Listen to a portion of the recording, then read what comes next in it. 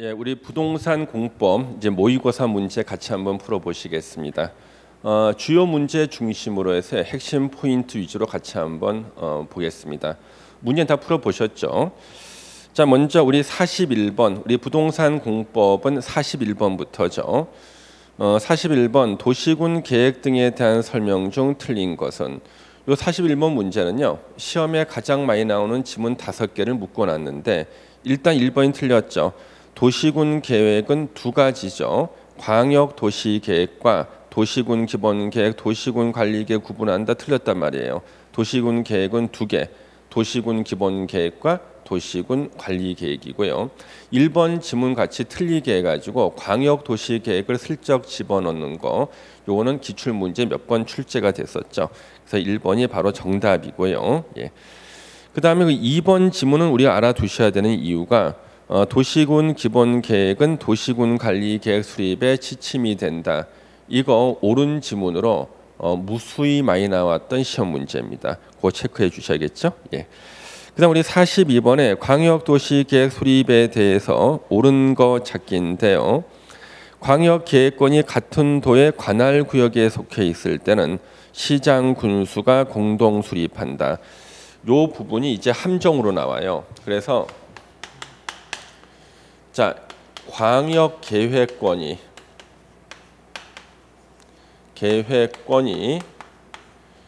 같은 도의 관할일 때, 자, 광역 계획권이 같은 도의 관할일 때는요, 광역 계획권을 권을 지정하는 사람은 도지사입니다. 도지사. 그런데 광역 계획권이 같은 도의 관할일 때 광역 도시 계획을 수립하는 사람은 시장 군수가 공동 수립하죠. 또 광역 계획권이 두 개 이상 시도에 걸치는 경우 광역 계획권 지정은 누가 하는가? 국토부 장관이 지정을 하고 수립은요 시도지사가 공동 수립하죠. 그렇죠? 예. 이건 이제 함정으로 파는 거예요. 그래서 광역 계획권이 같은 도의 관할일 때 도지사가 수립한다 그러면 안 돼요. 시장 군수가 수립하고 도지사는 광역 계획권을 지정하는 거거든요. 그래서 1번은 옳은 지문으로 맞죠? 예. 2번은 국토부 장관은 시도지사와 공동으로 수립할 수는 없다. 공동 수립할 수가 있죠. 예. 그다음에 광역도시계획은 몇 년 단위로 수립한다는 말이 없어요. 예, 틀렸고 옛날에는 20년 단위로 수립한다는 게 법이 있었지만 그 법 조문이 삭제돼서 현재는 수립 단위에 대한 제한이 없습니다. 그다음 작성 기준은 자 광역도시계획의 기준은 누가 정할까요? 국토부 장관이 정하고요. 시도지사가 광역도시계획 수립했을 때는 누구한테 승인을 받죠? 국토부 장관 승인입니다. 그렇죠? 그다음에 우리 43번에 이제 틀린 거 찾기인데요. 도시군 기본 계획에 대한 틀린 거. 도시군 기본 계획 내용이 광역 도시 계획 내용과 다른 경우에는요. 광역 도시 계획이 우선한다. 뭐 광역 도시 계획이 우선하면은요. 광역 도시 계획과 다른 범위에서는 도시군 기본 계획은 효력이 없다는 거죠. 효력이 없다는 것이 뭐예요? 무효가 돼 버리는 거예요. 그렇죠? 무효가 되는 것은 아니다면 4번 틀렸죠. 그래서 광역 도시 계획이 더 우선한다. 시험에서 2년에 한 번씩 나오는 지문이에요. 이런 지문 절대 틀리시면 안 됩니다. 자, 44번은요. 매년 우리 시험에 나오는 것 중에 하나가 주민의 입안 제한이죠. 도시군 관리 계획 입안 제한은 매년 시험에 나오는데 자, 틀린 거 찾기. 제안자는 당의 도시군 관리 계획 입안 결정에 필요한 비용의 전부나 일부를 제안자에게 부담시킬 수 있다. 제안을 한 자에게 비용의 전부나 일부를 부담시킬 수 있다. 이게 정답으로 4번이나 시험에 나왔었어요. 예, 그래서 2번이 전부를 부담해야 된다 아니죠. 옛날 기출 문제죠. 전부나 일부를 부담시킬 수 있다. 2번 틀렸고요. 그러면 참고로 1번도 알아두셔야 되는데 시험에선 틀리게 나오는 게 용도 지역 지정이나 변경을 제한할 수 있다 X예요. 용도 지역 지정 변경 이것은 제한 못하죠, 그렇죠? 용도 구역 지정 변경도 제한 못하는데 할 수 있는 것처럼 틀린 지문 출제되고 있습니다. 자, 45번에 도시군 관리 계획 결정 등에 관한 설명으로 틀린 것은 자, 이거는 5번을 보시면 수산자원 보호구역은 누가 지정을 결정합니까? 도시군 관리 계획으로 지정을 결정하는 사람 해양수산부 장관이죠. 그래서 이것과 관련해 가지고 우리는요 시험 문제를 대비해서는 용도 구역에 대해서는요 이 결정권자들이 시험에 나오는 거예요. 그래서 개발 제한 구역 최근에도 많이 나왔죠. 누가 지정권자가 되는가? 지정권자가 바로 결정권자란 뜻이죠. 왜요? 지정을 도시군 관리 계획으로 결정하니까. 개발 제한 구역 지정권자 국토부 장관. 그다음에 시가화 조정 구역의 지정권자 시도지사가 지정합니다. 단 국가계획과 연계해서 시가와 조정구역 지정이 필요할 때는요. 그때는 국토부 장관이 지정할 수 있고요. 그 다음에 수산자원 보호구역. 수산자원 보호구역은 요거 해양수산부 장관이 결정하죠. 지정을 결정하죠. 그 다음에 시험에 너무 많이 나오는 거 도시자연 공원구역은요 시도지사하고 50만 이상인 대도시시장 대도시시장이 지정을 합니다. 그래서 이게 너무나 시험에 많이 나왔는데요. 시도지사 대도시장을 계속 국토부 장관으로 틀리게 내요. 조심해야겠죠. 그래서 우리 용도구역의 저 지정권자 바로 시험에서요 계속 지문에 나옵니다. 그래서 꼭 알아두셔야 되겠죠. 예. 그 다음에 이제 46번을 보시면 도시군 관리계획 결정 절차상의 특례. 이것도요 기출 문제가 10문제 이상이 있어요. 원래는 도시군 관리계획 입안 결정 절차를 거쳐야 되는데 입안 결정 절차를 거치지 않아도 되는 예외가 있다. 그래서 이걸 특례라 그러고요. 특례는 용도 지역을 지정 변경할 때만 특례가 나와요. 자, 1번 어촌어항법에 의해서 지정된 어항구역으로서 농림지역이 아니죠. 도시지역에 연접한 공유 수면 바로 그 앞바다를 말해요. 바다 위를 도시지역으로 결정 고시된 것으로 본다죠. 그래서 1번이 틀려서 정답이 되겠네요. 나머지 구들 한번 다 봐주시면 되고요. 그러면 이제 앞으로 시험에 안 나와가지고 나올 수 있는 것이 4번 지문이에요. 나머지는 시험에 몇 번씩 다 나왔어요. 기출문 너무 많아요. 근데 4번은 아직 한 번도 안 나왔습니다.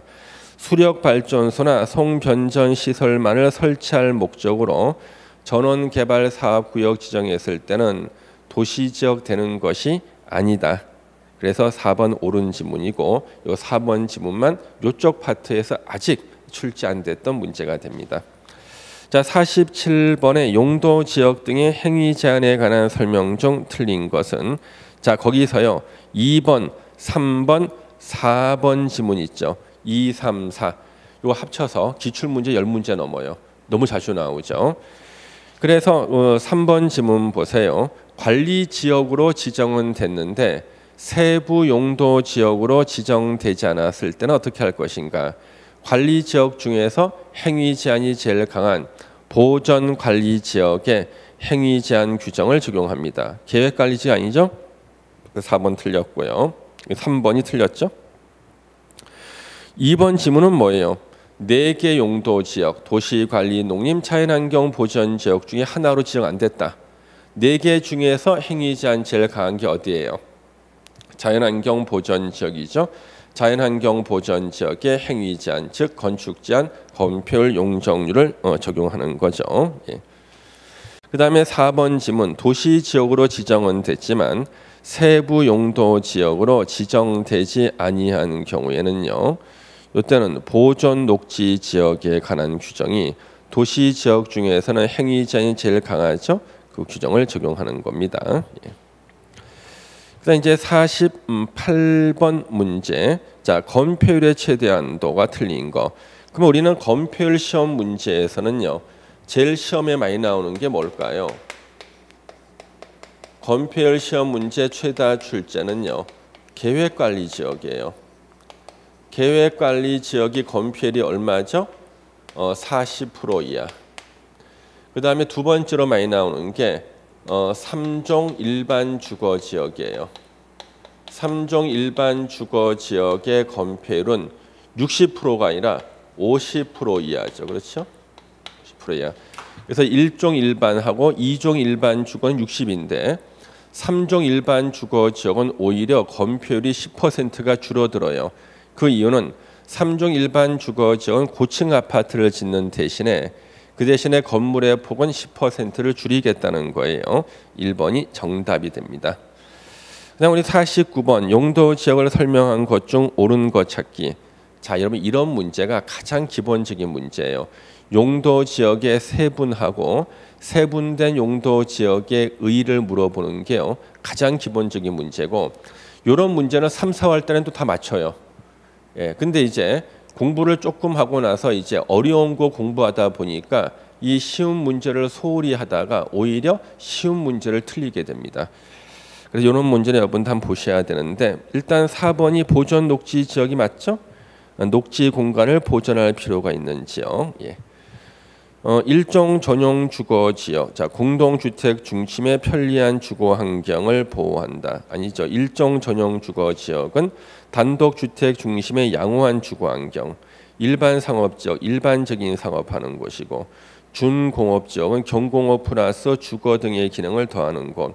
자연 녹지 지역, 제한적인 개발이 허용되는 지역이죠. 자, 50번 여기는 어느 용도 지구인가? 자, 핵심 단어 뭐죠? 특정 시설 입지를 완화하는 거. 그래서 건축 제한만을 완화시키는 게 어디라고요? 예, 복합 용도 지구죠. 정답 3번. 자, 우리 51번 지구 단위 계획 구역으로 지정하여야 하는 지역 뭐예요? 의무적 지정 대상 지역이네요. 그렇죠? 의무적 지정 대상 지역. 우리 시험에서 이 의무적 지정 대상 지역은 참 많이 나왔어요. 지구 단위 계획 구역으로 의무적 지정 대상 지역은 시험에 참 많이 나왔습니다. 크게 두 가지로 나눠지죠. 하나가 10년짜리가 있고요. 하나가 30만 제곱미터 이상짜리가 있죠. 자, 10년짜리 두 개 기억나세요? 정비구역이나 택지 개발지구에서 사업이 완료가 되고 사업 완료 후 10년이 경과된 지역은 무조건 지구 단위 계획구역으로 지정하여야 한다. 그 다음에 이제 30만 제곱미터 이상이라는 게 나오는데요. 시가화 조정구역에서 해제가 됐다. 근데 면적이 30만 제곱미터 이상은 지구 단위 계획구역 지정하여야 한다. 공원에서 해제가 됐는데 30만 이상. 녹지 지역이 용도 지역이 주상공으로 바뀌었는데 30만 이상은 지정하여야 한다죠. 시험에 아주 많이 나오는 지문이에요. 그러면 정답은 당연히 5번이겠죠. 시가화 조정구역에서 해제되는 지역으로서 30만 제곱미터 이상 지정하여야 한다가 됩니다. 예. 자, 그다음에 이제 52번 문제를 보시면은요. 개발 행위를 하고자 할 때 허가를 받지 않아도 되는 거. 개발 행위 할 때 허가 받지 않는 것으로 기출 문제에서 가장 많이 출제됐던 1번 지문 1등이 바로 1번 지문이에요. 도시군 계획 사업에 의한 개발 행위는 허가를 받지 않는다. 그래서 도시군 계획 사업에 의한 건축물의 건축 허가 안 받아요. 도시군 계획 사업에 의한 토지 영질 변경 허가 안 받죠. 당연히 1번이 정답이 되겠네요. 예. 자, 이제 53번부터가 도시개발법 문제인데요. 시험에서는 도시개발법 문제가 6문제가 나올 때요. 4문제는 기출문제를 변형해서 나와요. 2개가 조금 어렵습니다만은 4문제를 맞히면은요. 실제로는 70점, 75점이 넘어갑니다. 예. 자, 지정권자가 될 수 없는 자, 시군 구청장은 절대 도시개발구역을 지정할 수가 없죠. 그래서 도시개발구역 지정권자 가장 많이 나왔던 시험 문제 중에 하나예요. 도시개발구역을 지정하는 지정권자는요. 원칙이 시도지사하고 대도시 시장이죠. 근데 이때 시도지사는 4명을 말해요. 보통 우리 시도지사는 5명이었잖아요. 특별시장, 광역시장, 도지사. 그다음에 세종특별자치시장, 제주특별자치도지사 5명이었는데 도시개발법만큼은 시도지사에서 1명이 빠져요. 세종특별자치시장은 안 나와요. 왜요? 세종시는 지금 새로 만들었기 때문에 도시개발 사업할 일이 없어요. 빠진다. 4명을 말하고 예외가 국토부 장관이 되는 거죠. 그러면 절대로 지정권자 될 수 없는 사람으로서 시험에 무수히 많이 나온 거 시장, 군수, 구청장은 도시개발구역의 지정권자가 될 수 없다. 무수히 많이 나왔던 문제죠. 정답 3번. 그 다음에 54번에 도시개발구역 지정에 대한 설명 중 틀린 거 찾기가 나왔는데요. 예. 자, 1번이 왜 틀렸냐 그러면요. 도시개발구역 지정 면적이 100만 제곱미터 이상일 때는 국토부 장관과 협의를 하여야 한다요. 승인을 받아야 한다? 이거 틀렸어요. 옛날에 법이 개정되기 전에 100만 이상일 때는 국토부 장관의 승인을 받아야 된다 했는데 이게 없어지고요. 바뀐 조문이 협의를 해야 되는 겁니다. 그래서 1번은 개정된 것을 물어보는 거죠. 1번이 정답이 되겠습니다. 예. 그다음 우리 55번에 개발계획 수립에 관한 설명으로 옳은 거 찾기인데요. 자, 1번 지문 보시면은 지정권자가 도시개발 사업을 환지 방식으로 시행하고자 할 때는 개발계획 수립할 때 토지 소유자의 동의를 얻어야 되죠. 환지 방식일 때, 수용 방식 아니죠. 개발계획에는 지구 단위 계획이 포함돼야 된다. X죠. 실시 계획에 지구 단위 계획이 포함돼야 됩니다. 2번 틀렸죠. 광역이나 기본계획 수립되어 있는 지역에 개발계획 수립할 때는요. 광역이나 기본계획에 들어맞도록 해야 된다. 3번이 옳은 것으로 정답이네요. 그 다음에 4번은요. 보존녹지지역. 이거 좀 틀렸네요. 보존녹지지역에는 도시개발구역을 지정할 수가 없어요. 그래서 자연녹지지역, 생산녹지, 도시적 외의지역에 여기는 도시개발구역을 먼저 지정하고 개발계획 수립을 나중에 할 수 있다. 왜 그럴까요? 시가지를 조성하는 경우라서 시간이 오래 걸리는 개발계획 수립은 나중에 할 수가 있고요. 그 다음에 개발계획도 행정계획이죠. 행정계획 기준 누가 정해요? 국토부 장관이 정한다 그래야 됩니다. 5번 틀렸네요. 자, 56번이 이제 도시개발조합인데요. 도시개발조합은 10년을 시험 보면 9번이 나와요. 출제확률 90%. 자, 옳은 거 찾기. 자, 1번 주된 사무소 소재지 변경. 우리 공법에서는요. 변경이라는 단어가 나오면 원칙으로 돌아가죠. 허가받은 거 변경은 다시 허가. 인가받은 거 변경은 다시 인가를 받아야 되는데 경미한 사항 변경은 원칙으로 돌아가지 않죠. 그래서 도시개발조합 설립 인가 받고 주된 사무소 소재지를 변경할 때는 다시 인가 받는 것이 아닌 경미한 사항 변경으로서 신고만 하면 됩니다. 1번 정답이고요. 1번은 시험에 여러 번 나왔어요. 예. 그 다음에 조합 설립 인가 신청할 때 토지 면적 3분의 2 이상의 토지 면적 3분의 2 이상의 토지 소유자와 토지 소유 총수 2분의 1 이상의 동의죠. 틀렸고 민법 중 사단 법인에 관한 규정을 적용하죠. 조합 설립 인가권자는요.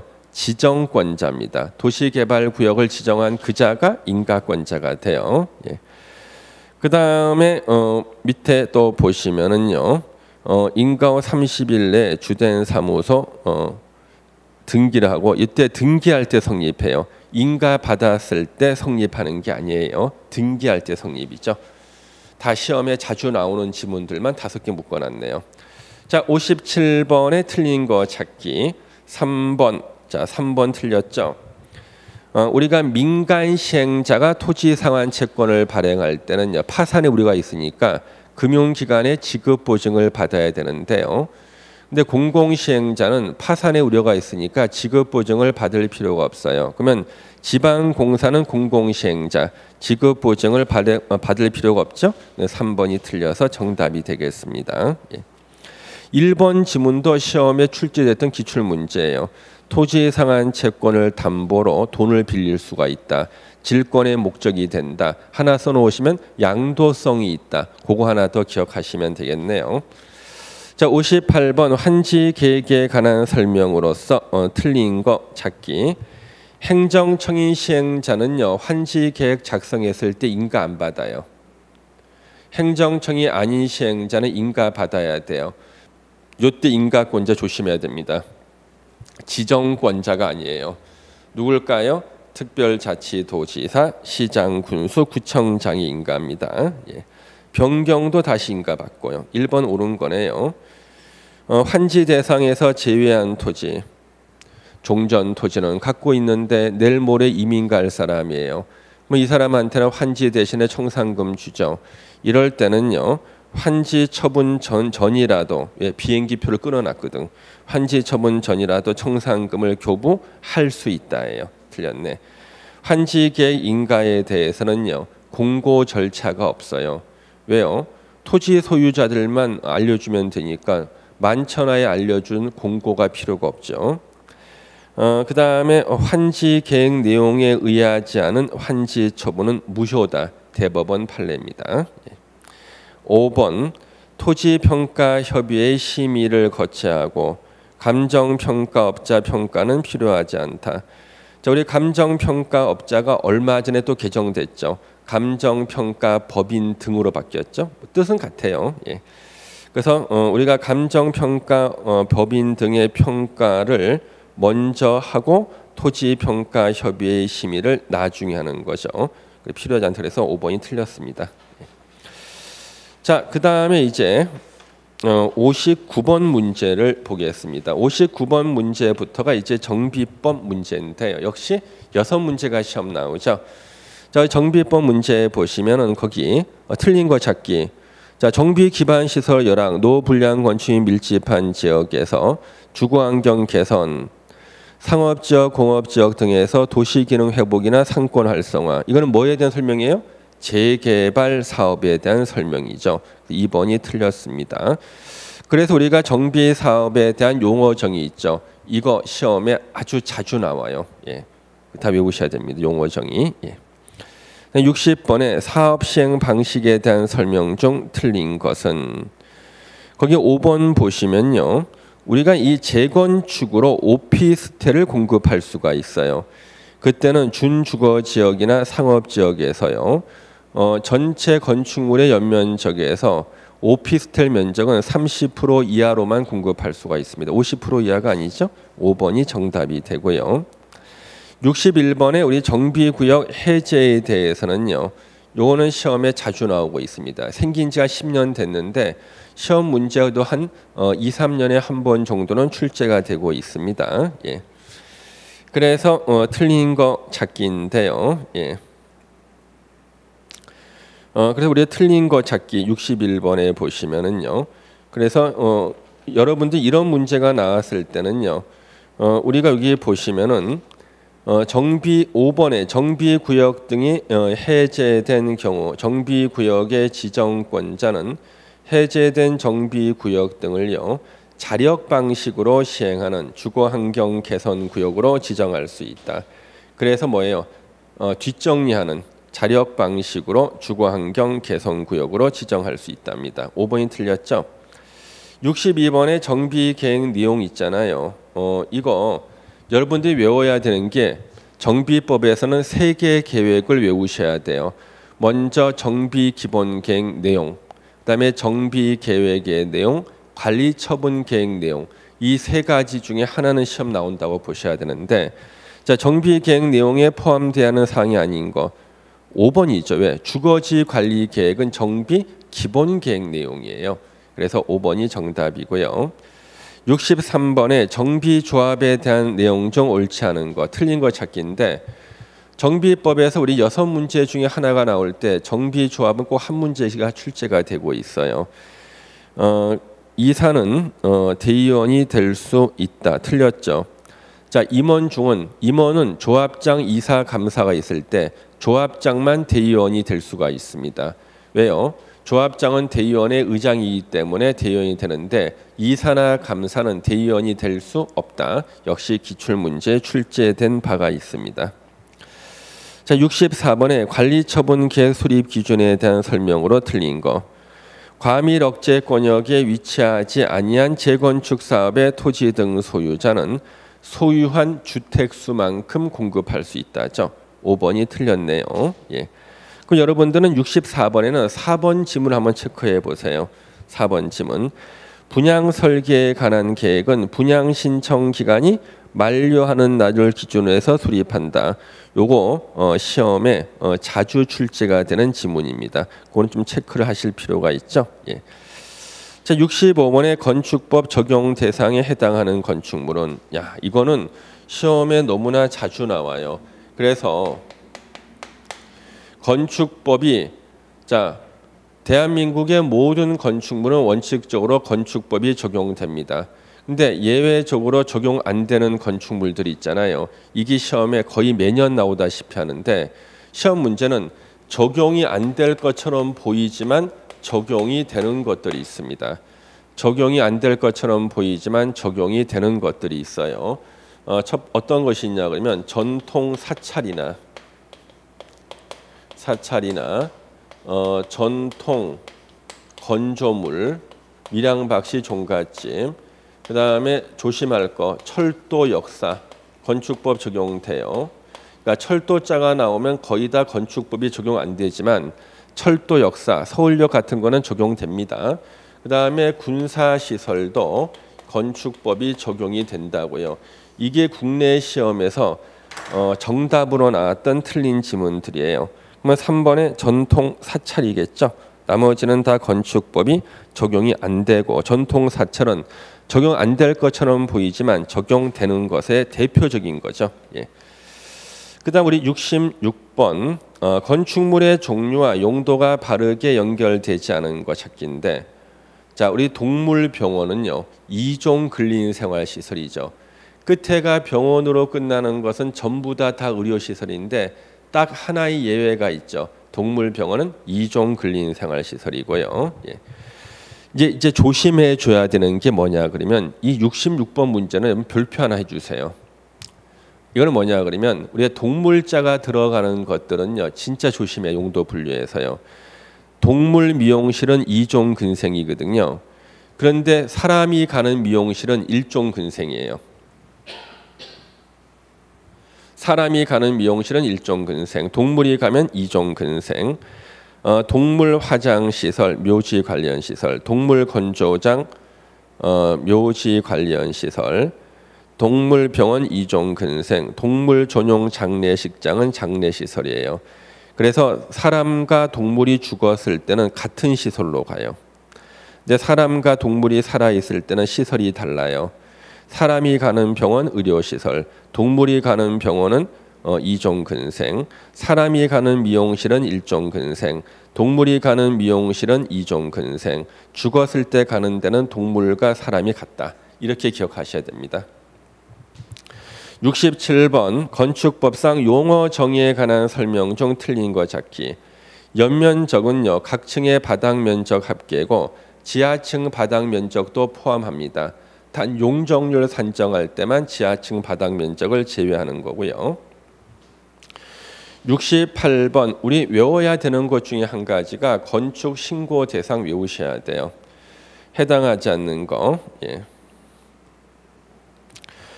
자, 우리 건축 신고 대상에 해당하지 않는 게 나오는데요. 68번 문제 한번 여러분들 외우고 좀 정리를 하셔야 되는데요. 자, 68번 문제 보시면은요. 자, 1번 바닥 면적 합계 85제곱미터 이내의 증축이라고 나왔죠. 그렇죠? 신고사항. 높이를 3m 범위에 증축하는 것 신고사항. 산업단지에서 건축하는 2층 이하. 또는이 아니에요. 그리고야 and. 건축 신고는 다 그리고로 나와요. 그리고 연면적 합계 500 이하의 공장의 건축. 이거 신고죠. 3번이 틀려서 정답이네요. 대수선 200 미만, 3층 미만. 그렇죠? 다 and로 되어 있습니다. 예. 그다음 69번 건축 허가 제한에 관한 설명으로 틀린 거 찾기인데요. 거기 보시면 제한 기간은 3번에 2년 이내고요. 연장은 1에 한해서 1년 이내로 한다. 기출 문제 중에서 무수히 많이 나왔죠. 암기하셔야 돼요. 자, 70번 건축법의 내용을 설명한 것으로 틀린 것은 주거 지역에는 모두 공개 공작부에 된다. 1번 틀렸네요. 우리가 이 공개 공지에 대해서는요. 공개 공지에서 공개 공지에 설치하지 않는 곳 전용 주거 지역 있죠. 설치하지 않는다. 이게 정답으로 나온 게 한 3문제가 넘어요. 예. 그 다음에 상업지역 다 설치하고 공업지역 중에서 전용 공업지역 설치하지 않고 일반 공업은 설치하지 않는다. 중공업은 설치하죠. 그래서 주상공 중에서 여기는 설치 안 하고 당연히 녹관 농자는 빌딩이 안 들어서니까 녹관 농자는 설치하지 않죠. 설치하지 않는 지역을 암기하셔야 되는 거죠. 1번이 정답. 자, 71번에 건축법상 도로에 관한 설명 중 틀린 거 찾기. 국토계획법, 도로법, 사도법, 기타 관계 법령에 의해서 신설 변경에 관한 고시가 된 도로가 보행 가능, 자동차 통행 가능, 폭이 4m 이상이면 건축법상 도로가 될 수 있죠. 3번이 틀렸네요. 자, 72번의 뜻은 뭔가? 자, 주택법에요. 내구성, 가변성, 수리용이성, 뭐에 대한 설명이에요? 장수명 주택에 대한 설명이네요. 자, 부대 시설에 해당하지 않는 건 뭐예요? 경로당. 경로당이 뭡니까? 이것은 복리시설이죠. 부대 시설, 복리시설 구별하는 문제가 최다 출제예요. 반드시 외우셔야 됩니다. 자, 74번 주택조합. 매년 한 문제 나오는 게 주택조합입니다. 옳은 거 찾기. 거기 74번 문제를 보시면은요. 우리가 이제 옳은 거 찾기가 나왔는데 먼저 1번을 보시면은 인가를 받아 설립된 리모델링 주택조합은 리모델링 결의에 찬성하지 아니하는 자의 주택 및 토지에 대해서 매도 청구할 수 있다죠. 1번 여러 번 나온 지문이에요. 리모델링 주택조합 설립 인가 당시 사업계획서상 주택 건설 예정 세대수의 50% 이상의 조합원으로 구성하되 조합원은 20명 이상이어야 된다. 이거는 지역하고 직장 주택조합에만 적용되고 리모델링 주택조합은 조합원 수에 대한 제한이 없으니까 틀렸죠. 리모델링 주택조합이 아니라 국민주택 지역이나 직장주택조합에 우선 공급할 수 있는 거죠. 리모델링 주택조합 제외죠.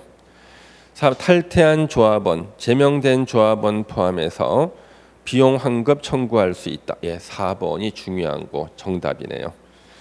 자, 5번 국민주택을 공급받기 위한 직장주택조합을 설립할 때는 시군구청장한테 신고하여야 한다. 5번 지문은 단일 지문으로 도시개발법에서 제일 많이 나왔던 지문이에요. 자, 75번 주택에 관한 설명으로 틀린 거 찾기. 5번이죠. 민영주택의 뜻이 뭐죠? 국민주택을 제외한 주택을 말한다. 민간사업주체가 건설 공급하는 주택 아니에요. 5번 틀렸네요. 자, 주택법령상 토지를 각각 별개의 주택단지로 분리하는 시설이 아닌 거. 이것도 시험에 너무나 많이 나오죠. 자, 이렇게 우리가 주택단지가 이렇게 있을 때요. 주택단지 안에는 세트로 지어야 되는 게 주택, 부대 시설, 복리 시설을 세트로 줘야 돼요. 근데 이 주택 단지 이렇게 단절되는 경우가 있어요. 잘렸을 때 쉽게 왔다 갔다 하지 못하는 시설로 잘리면 각각을 별개의 주택 단지로 봅니다. 그래서 철도, 고속도로, 자동차 전용 도로, 폭 20m 이상 일반 도로, 8m 이상 도시계획 예정 도로로 잘렸다. 일단 각각을 별개의 주택 단지로 봐요. 그러면 4번이 틀렸네요. 12m 아니죠? 20m 이상 일반 도로. 이래 맞겠네요. 자, 77번 사업 주체에 대한 설명으로 틀린 거 찾기. 4번 틀렸네요. 우리가 주택 건설 사업하거나 대지 조성 사업하고자 하는 자는요, 등록하면 사업 주체가 될 수가 있죠. 5번 지문 조심해야 돼요. LH 공사 같은 경우는 등록하지 않아도 사업 주체가 될 수 있다. 그래서 비등록 사업 주체는 한번 암기해 주셔야 됩니다. 자, 78번 준주택에 해당되는 거 다중생활시설은 준주택입니다. 그 다중생활시설은 500제곱미터 미만은 이종 근생, 500제곱미터 이상은 숙박시설인데 이종 근생이든 숙박시설이든 다중생활시설은 다 준주택이 됩니다.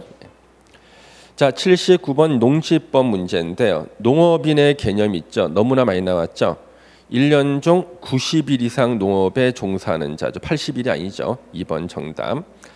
그다음에 80번에 농지 전용 허가를 취소해야 되는 경우 의무적 취소 사유 기출 문제에 두 문제나 나왔죠.